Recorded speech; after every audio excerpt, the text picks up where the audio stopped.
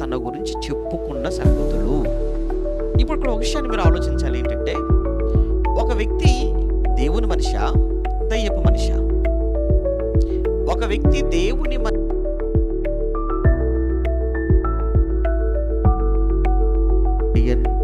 బ్రెనహాం, ఇది ఇతని పూర్తి పేరు. WM బ్రెనహాం అంటారు షార్ట్కట్లో. William Marion బ్రెనహాం.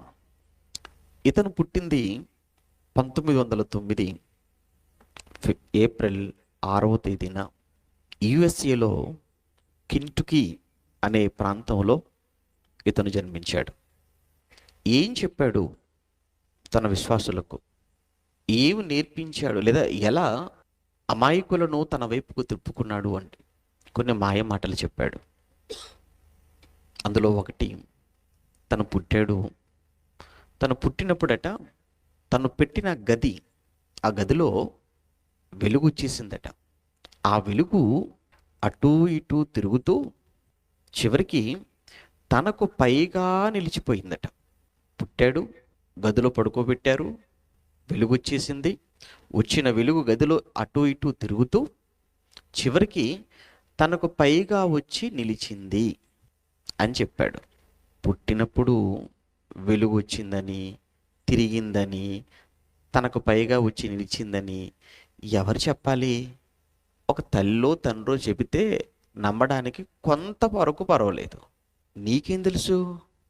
అప్పుడే పుట్టిన నీకు, నువ్వు పుట్టగానే గదిలోనికి ఏదో ఒక వెలుగు, ఆ వెలుగు కూడా తిన్నగా ఉండక అటూ ఇటూ తిరుగుతూ సరిగ్గా మళ్ళా నీ తలపైకే వచ్చి నిలిచిందని నీకెలా తెలుసయ్యా? అప్పుడే పుట్టిన నీకు పేరెంట్స్ ఎవరు చెప్పినట్టుగా లేదు, ఆయనకై ఆయనే చెప్పుకున్నటువంటి ఒక విషయం. అందుకే దీన్ని అబద్ధం.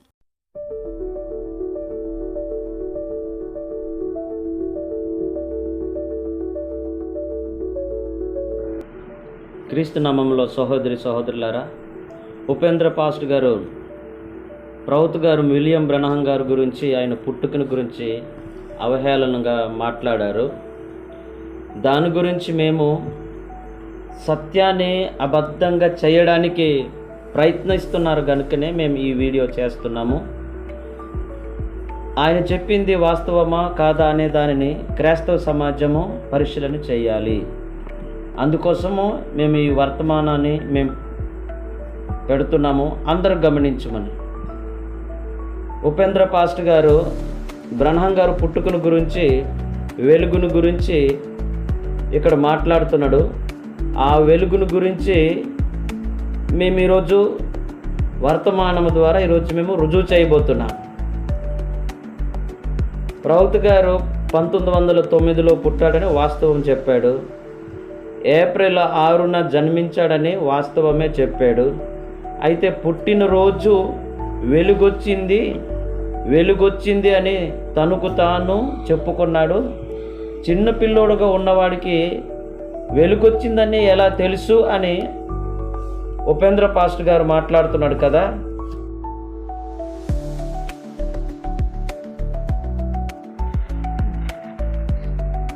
నా జీవిత కథ అనే వర్తమానంలో 29వ పేర నుండి మనం చదువుదాం.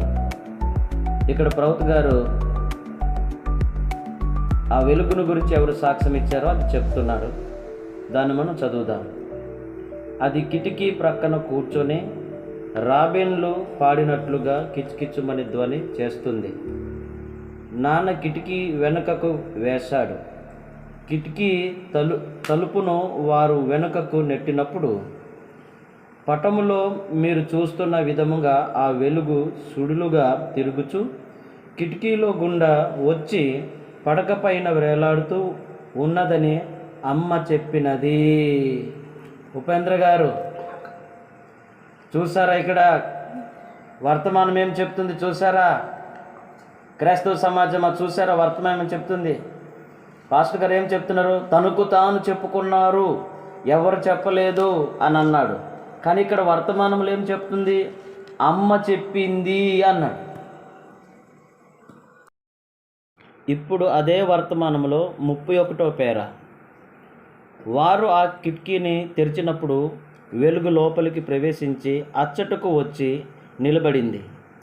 ఆ సమయమున ఏమి చేయాలో వారికి అర్థం కాలేదు. ఈ సంఘటన సంభవించిన సమయముందే నాన్న అతని కొరకు భుజంపై వేసుకుని వస్త్రములను కొనుక్కొని తెచ్చుకున్నాడు అని అమ్మ చెప్పింది. అతడు కట్టెలను నరుకువాన్ల ముద్దలను ఆ రోజుల్లో మోసేవారు. ఆ విధంగా అతడు తన భుజంపై వస్త్రములను వేసుకొని అచ్చట నిలబడి ఉండెను. ఆ వెలుగును బట్టి వారికి భయము కలిగెను. పాస్టర్ గారు ఇక్కడ కూడా వెలుగును గురించి వాళ్ళ నాన్న సాక్ష్యం ఇస్తున్నాడు, వాళ్ళ అమ్మ సాక్ష్యం ఇస్తుంది. ఇంతకన్నా నీకు ఎంత సాక్ష్యం కావాలి ఒకసారి చూడండి. మళ్ళా పేర చదువుదాం. 33వ పేర నుండి మనం చదువుదాం. ఈ 2 పేరాలు మనం చదివేమో, అక్కడ వాళ్ళ నాన్న సాక్ష్యం ఇచ్చారు, వాళ్ళమ్మ సాక్ష్యం ఇచ్చింది. ఇక్కడ చుట్టుపక్క వారు సాక్ష్యం ఇస్తుంది. మనం చదువుదాం. సుమారు 2 సంవత్సరాలు ఆ పైన వయసు ఉన్నప్పుడు మొదటి దర్శనము నాకు కలిగినది. పర్వతము చుట్టూ ఉన్నవారు ఆ వెలుగు వచ్చిందని చెప్పారు. పాస్టర్ గారు చూడండి, ఇక్కడ వెలుగు వచ్చిందని చుట్టుపక్కల వారందరూ చెబుతున్నట్టుగా ఇక్కడ వర్తమానంలో, నా జీవిత కథ వర్తమానంలో ఆయన చెప్పుకుంటున్నాడు. మీరేమో తనకు తాను చెప్పుకున్నారా? ఇక్కడ చుట్టుపక్కల వారు నాకు చెప్పారని చెప్పారు గనుక దానిని గూర్చి నానా విధాలుగా మాట్లాడసాగారు.